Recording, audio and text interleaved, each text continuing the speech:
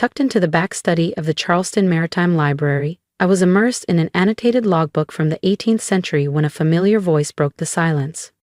"Still hiding with the old books, Elise?" my cousin Grant called, smirking from the threshold. "Ever considered joining us in the 21st century?"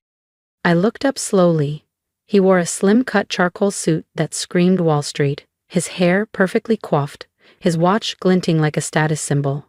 Definitely the kind of guy who thought a yacht was a personality trait. "Didn't expect to see you this far from a trading floor," I said calmly, tucking the fragile logbook into its custom cradle. He stepped closer, the scent of designer cologne trailing him. "Your mom asked me to stop by. She's worried you'll embarrass her at the anniversary gala tonight." Grant swept his eyes over the room, all dusty ledgers and antique globes. A librarian in the family. Still, hard to explain at fundraising galas. "I'm Elise Carrington, 36. On paper, I'm the head curator of the Charleston Maritime Library. To the Carrington family, real estate moguls and political donors, I'm the quiet oddity. They deal in influence and headlines. I deal in legacy and silence." "I'll be there," I said, standing, "and I'll make sure my shoes don't squeak." Grant grinned. "Good. I'll be announcing Carrington Holdings' expansion into fintech. Just signed a multi-million-dollar merger." "That's impressive," I replied neutrally, though I already knew every detail. "Because my firm brokered it." He tilted his head. "There's still time to make a real impact, Elise. You've got the brains. Join us. Do something that matters." I almost laughed. What he didn't know, my maritime archive was a front. Beneath it, I ran Solera Metrics, a $70 billion zero-cents private intelligence firm advising global defense, trade, and infrastructure policy. "I'm exactly where I need to be," I said, escorting him out with a smile. Once the door clicked shut, I returned to the back room. The old map case was just camouflage. Behind it, encrypted servers purred to life. The next phase of Solera's expansion had already begun. "Something a little more formal," I told Simone, easing into the salon chair. "Big family event tonight?" As she worked through my curls, I scrolled through the final Solaris acquisition agreement on my encrypted tablet. By sunrise, Solera Metrics would be my firm, would officially own the predictive analytics company that Carrington Holdings had spent the last years circling like vultures. Simone raised an eyebrow in the mirror. "Let me guess, they still think you're the bookworm in the archives?" I smiled faintly. "For about 6 more hours." Because after tonight, they'd know who I really was. But on my terms, and with maximum impact. She clipped the final strand in place and casually added, "Your cousin Grant was here earlier, talking up some massive merger his firm's working on." "He's trying to close it," I said smoothly. "There's a difference." Simone gave me a look, half curiosity, half admiration, as I reached for my clutch. "I hope I get to see what happens when the truth comes out." "Oh, you will," I said, rising. "Just not tonight." Back at my apartment on East Bay Street, I stood before the antique mirror passed down from my great-grandmother. The transformation was quiet but exacting. Gone was the cardigan-clad curator. In her place stood a poised, inscrutable figure who could walk into a Senate fundraiser or a Fortune 100 gala without raising suspicion. My charcoal gown draped perfectly, clean lines, classic cut. My only jewelry, a slim Cartier timepiece and an emerald ring once worn by my grandmother. Subtle nods to wealth with no need to announce it. A notification buzzed. "Lena, contract executed. Press release queued. Revealed tonight?" Me. "No. Let them toast their wins. Tomorrow will be louder." By the time I pulled into the Carrington estate, the circular driveway shimmered with luxury. Rolls-Royces, Bentleys, and glinting Teslas. I arrived in a polished black Audi. Understated, quiet power. No one blinked. Roy, our longtime family butler, opened the grand door with a knowing smile. "Welcome home, Miss Elise. Your family is waiting in the ballroom." Inside the Carrington estate, the air shimmered with old Southern money. Quiet violin notes from a live quartet, the faint clink of Waterford crystal, and decades of curated charm. "Elise, darling, you look almost polished," my mother called from across the grand hall. From Margot Carrington, that was basically heartfelt praise. At 68, she wore Charleston society like a second skin. Tonight she was regal in sapphire silk, her hair swept into a sculpted chignon, diamond studs flickering beneath the chandelier's glow. "Happy anniversary, Mom," I said, placing a kiss on her cheek. "Your father's near the hearth," she replied, already eyeing the Langfords and Rutledges across the room. "Try not to vanish into a side hallway, will you?" As I drifted through the party, I endured the usual tight-lipped smiles and carefully rehearsed compliments. "Ill with the library, Elise? How quaint. Must be so peaceful, all those old maps and ship logs." I nodded graciously, offering non-committal replies. Let them play their game. Tomorrow would bring a new scoreboard. "There she is!" my father roared from beside the fireplace, drink in hand. Charles Carrington was surrounded by old-school financiers and retired judges, all thick Southern drawl and thicker egos. He enveloped me in a warm, boozy hug. "Don't let her fool you, boys. This one's got the whole family's brain." Peter Langford, his lifelong golf buddy, chuckled. "Still dusting off sea charts, Elise?" "Preserving maritime history," I replied, smooth as aged bourbon. "Someone has to." Laughter followed, soft, dismissive, harmless to them. "Speaking of legacy," Dad puffed out his chest, "where's Grant? He's got big news tonight." As if on cue, Grant Carrington entered the room with the smooth confidence of a man who'd never once been underestimated. His tux was cut to perfection, his champagne flute barely tilted, his grin gleaming with self-importance. "Ladies and gentlemen," he called, raising his glass, "may I steal a moment of your attention?" The room fell into anticipatory hush. Grant thrived on spectacle, but he was about to learn that tonight he wasn't the only one holding the spotlight. As many of you know, Carrington Holdings has been expanding aggressively this year. Grant began, his voice rich with authority and flair. "And tonight, I'm honored to share that we're finalizing the largest acquisition in our firm's history. By next week, we expect to close on Virion Analytics." The room reacted on cue.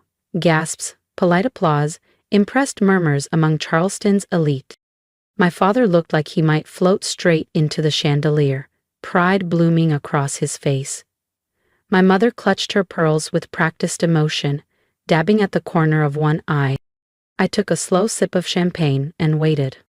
"It's not signed just yet," Grant added, letting suspense color his tone, "but all documents are in legal review. The deal is ours, just a matter of formality."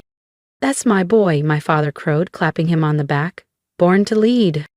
As the crowd closed in with congratulations, Grant's gaze swept the room and landed on me. He raised his glass, smile razor sharp. "What about you, Cousin Elise?" he called across the room. "Ready to trade those dusty ship logs for something that actually moves markets? Or still playing dress-up with antique compasses?" I met his gaze squarely. "I think," I said, letting each word land, "you shouldn't celebrate until the ink is dry and the acquisition clears compliance." A few guests chuckled, but the tone was noticeably uncertain. Grant's grin flickered. "Still cryptic," he said with a shrug. "That's the problem with your world. It's all footnotes and fantasy. We're out here making history, not archiving it." "Perhaps," I replied, lifting my glass. "But some of us check the footnotes before quoting the headline." He didn't like that. His jaw tightened. He never had much patience for nuance, especially when it hinted I knew something he didn't. "I've got the best attorneys on the East Coast," he said. "This thing's locked down." I clinked my glass gently to his. "Then I suppose we'll both enjoy the morning news." He opened his mouth to respond, but my mother's voice rang out, crisp and commanding. "Dinner is served." The guests turned, their conversations shifting toward truffle risottos and vintage Bordeaux. By tomorrow, they'd be talking about something else entirely. If you've been quietly rooting for Elise Carrington from the sidelines, now's the time to hit subscribe, because in the next chapter, the empire she built in silence finally steps into the spotlight. As the guests drifted into the dining room, I felt a familiar blend of detachment and quiet satisfaction. Tomorrow was already written, and it would be unforgettable. I slipped into my assigned seat at the far end of the massive walnut dining table. The placement wasn't random. It never was. In the Carrington family, proximity to power was a map, and I'd been placed neatly out of view. At the other end, Grant held court with ease, one hand on his wine glass, the other gesturing animatedly as guests laughed a little too loudly at his jokes. He was the crown prince tonight. Let him revel. I turned my focus to the rosemary-crusted duck in front of me. The chef had done remarkable work. If nothing else, the night was worth it for the meal. Beside me, Eleanor Rutledge leaned over, her pearls glowing beneath the chandelier. You were always brilliant, Elise. Everyone expected you to change the world. Why hide away in that dusty old library? I let her question settle before replying smoothly. Libraries teach more than history. They teach pattern recognition. What to question? What's missing? She blinked. Well, at least Grant is doing something impactful. It must be difficult, watching him outshine you. Not as difficult as you might assume, I said, smiling gently. The meal continued.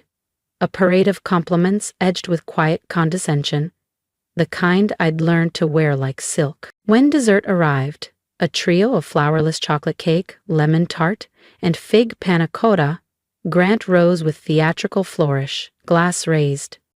To Mom and Dad, he said, voice warm, practiced, confident, who taught me how to lead, and to my dear cousin Elise, who reminds us that success can be quiet, sometimes too quiet to notice.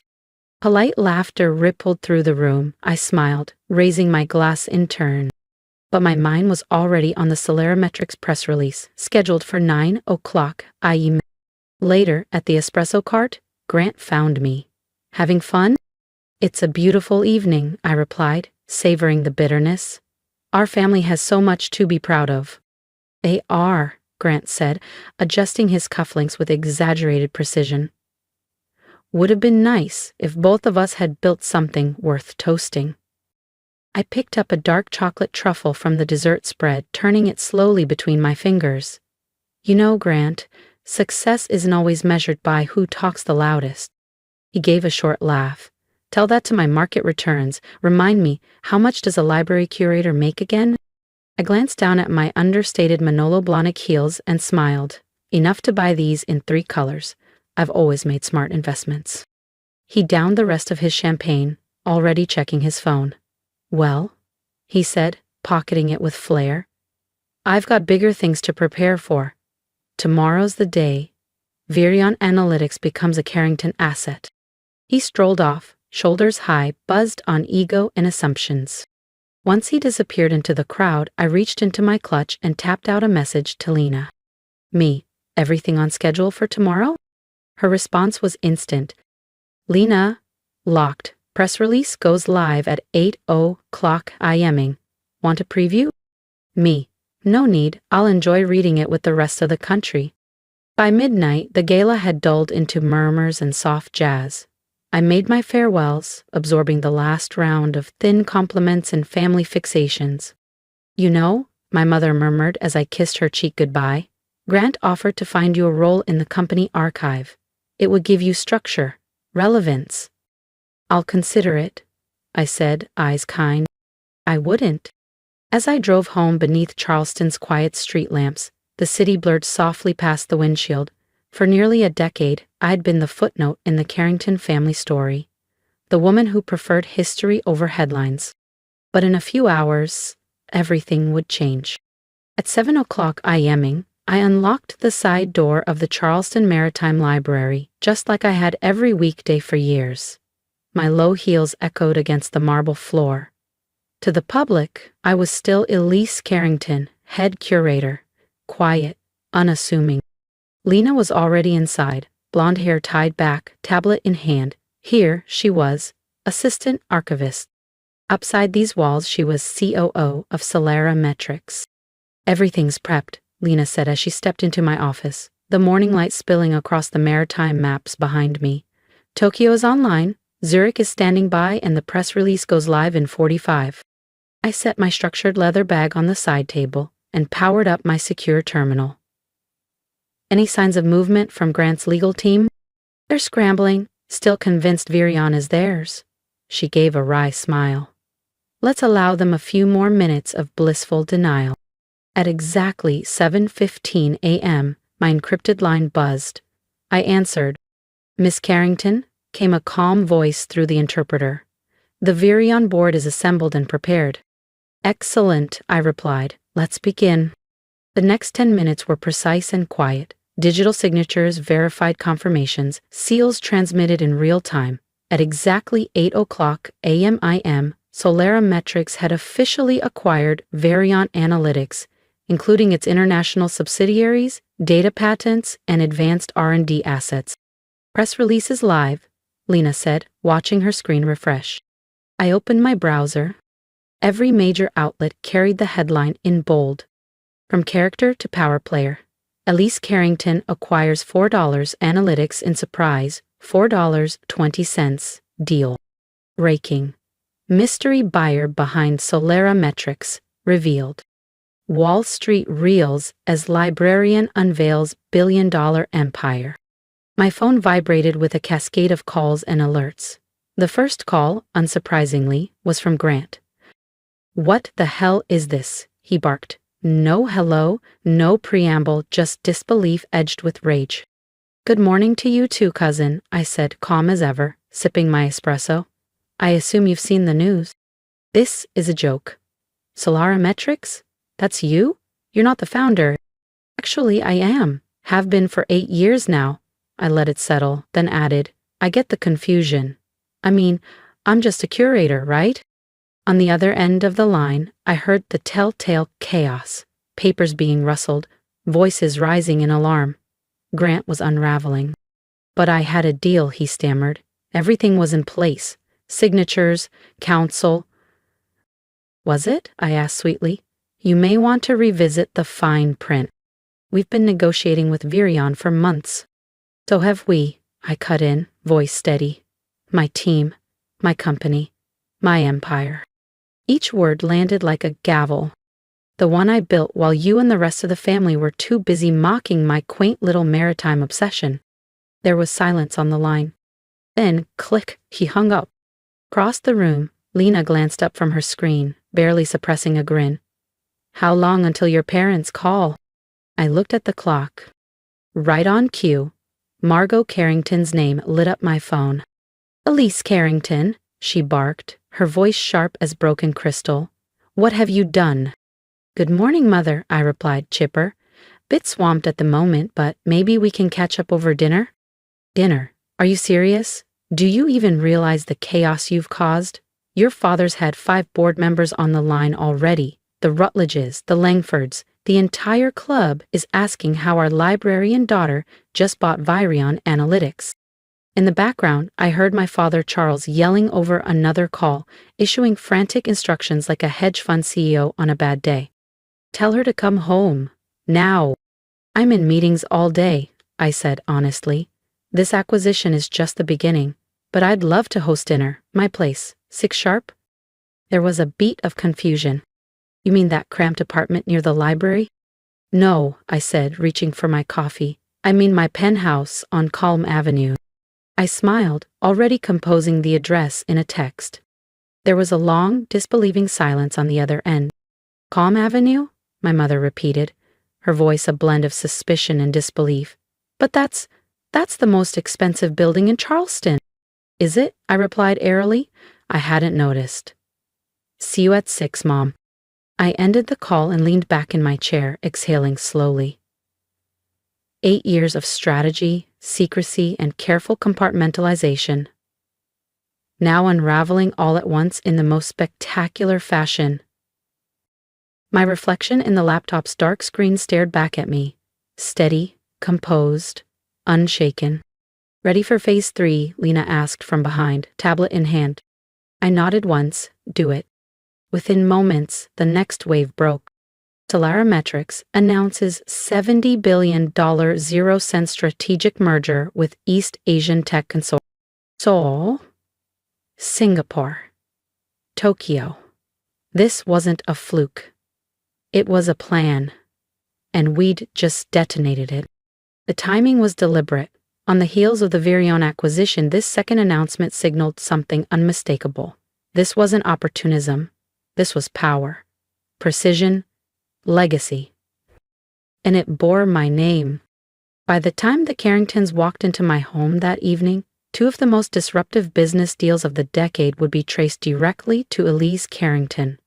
The daughter they'd dismissed, the cousin they'd pitied, the curator they thought would live and die among dusty archives.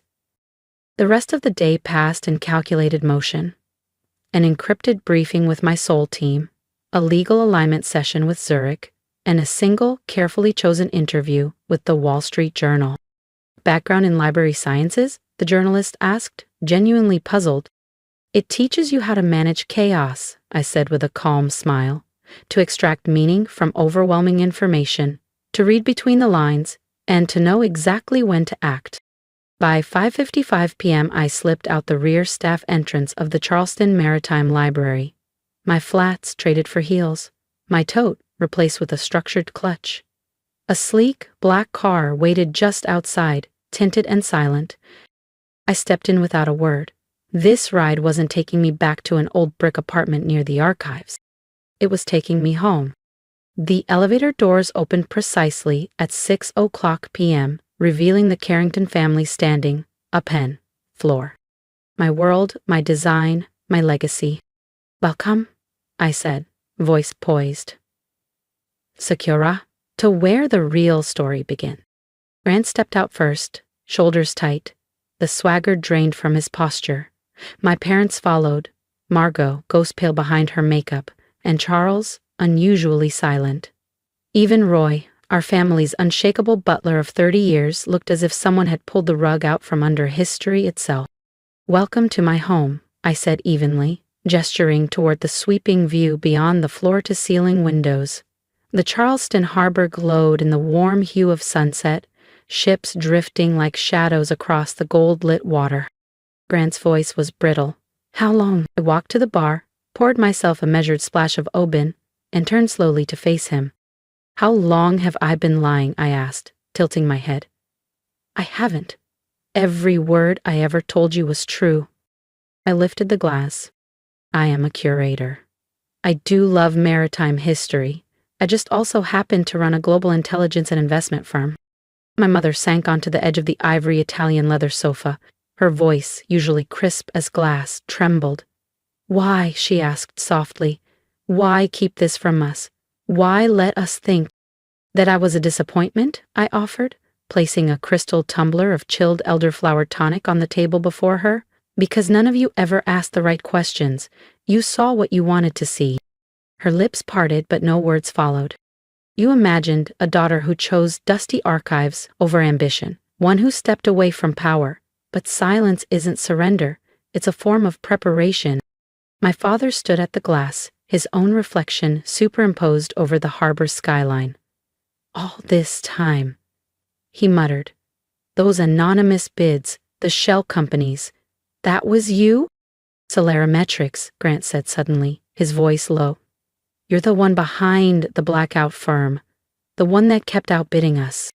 The knowledge empire, he added bitterly. You built it in the shadows while we were all too busy chasing spotlights. I allowed myself a quiet smile. Knowledge is power, isn't that what you always said, Dad? Charles finally turned to look at me. Really look at me, not as the quiet cousin, the archivist, the one they pitied, but as something else entirely. The Virion deal, he asked slowly. How long were you working on that? 8 months above water, I said, but I started acquiring their key subsidiaries over a year ago. There was a silence then. Not shocked, not angry, just weighty, shifting, the kind that comes right before respect. Grant's eyes flared. You've been playing me? Not playing, I corrected calmly. Competing. Isn't that what you always claimed to want? A level field? A real challenge to see who's actually better at business? It wasn't fair, he snapped. You had inside access, secret teams, hidden intel. I let out a soft laugh, the sound drifting through the penthouse's vaulted space. You mean like the whispered deals you gather on yachts? The so-called tips you collect at golf tournaments, charity auctions, and club dinners? I set my glass down with a quiet clink. No, Grant. I built this with intelligence, with research, with discipline. Every step was deliberate. Every risk, calculated. Not a whisper. Not luck. Just work. I looked each of them in the eye. This empire wasn't handed to me. It was earned. Through systems you never cared to understand, and patterns you never noticed, because you never thought I could see them. Dinner that evening unfolded like a slow-moving storm. Charged, tense, but quiet. My mother kept scanning the space as if trying to decode the story behind each piece of art, each architectural line. My father remained mostly silent, his jaw clenched, his thoughts clearly rewinding through years of assumptions. Even Grant had gone still. Not smug, not angry, just adjusting. At last he cleared his throat. So, what now? I met his gaze. A partnership. His brows rose in surprise. Harrington Holdings is stuck in traditional lanes. Commercial real estate, old school finance. You need scale, digital reach, global infrastructure. I'm offering that. To my surprise, Charles nodded slightly. Maybe it's time you started learning from her. The air shifted again. By the time dessert was served, bourbon pecan tart with caramel drizzle, the narrative had changed. The librarian they once saw as an afterthought had become the strategist they now needed. Later, while standing in the open concept kitchen with marble counters and glass walls framing the city below, Grant hovered beside me as we skimmed through a shared proposal draft. His confidence had returned, but now tempered with something new. I underestimated you, he said at last, fingers tapping the granite. But I won't make that mistake again. Good, I replied, because I don't plan on slowing down. As the evening wound down, my mother lingered, her hand resting gently on the back of a sleek leather chair. She studied me, not with disapproval this time, but something closer to wonder. Why now, Elise? She asked quietly. Why reveal it all tonight? I paused, watching the lights dance across the harbor. Then I turned to her with a soft smile. Because I finally stopped needing permission to be seen. I paused for a moment, then said quietly, because people need to see that success doesn't always wear bespoke suits and platinum watches. Sometimes, it wears cardigans and carries library cards. To my surprise, Grant nodded, his voice lower than usual. And maybe it's a reminder not to judge someone just because they aren't shouting for attention. After they left, the penthouse settled into silence. I joined Lena by the glass wall, watching the lights of Charleston flicker across the bay. Stocks are already reacting, she said, scanning her tablet. Solera's valuation jumped 12% in the last hour. Analysts are calling the merger visionary. I gave a small nod. We both knew the formal joint press briefing was just days away, and maybe, just maybe, Grant would fully embrace the partnership by then. But tonight had been about more than business. It had been a reckoning, quiet, deep, and personal, one that reshaped how my family saw me and how I saw myself. My mother's trembling apology, my father's quiet, pride-filled glance. They weren't everything, but they mattered. The next morning, I unlocked the side entrance of the Charleston Maritime Library, just as I had every weekday for years. The regulars were already milling in. Historians, school groups, an old professor from Yale who visited once a month. They waved hello, asked if the new navigation exhibit was still on track. No one mentioned Forbes. No one brought up CNBC. And that, to me, was the real victory. Because in a world addicted to noise and prestige, I had built something enduring, not just with money, but with wisdom. I was still Elise, still a curator, still in love with stories, only now I was also the founder of a global empire. A billionaire, yes, but built on data, not drama, insight, not ego. Because knowledge takes many forms. And sometimes, the most powerful person in the room is the one no one thought to look at. If you've ever been overlooked, underestimated, or quietly dismissed by the very people who were supposed to believe in you, then you understand why I built in silence. I didn't create Solarimetrics for applause. I didn't need validation.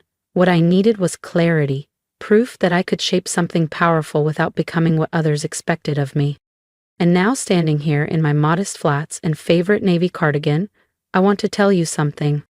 You don't have to shout to be strong. You don't have to fit into someone else's definition of success to change the world.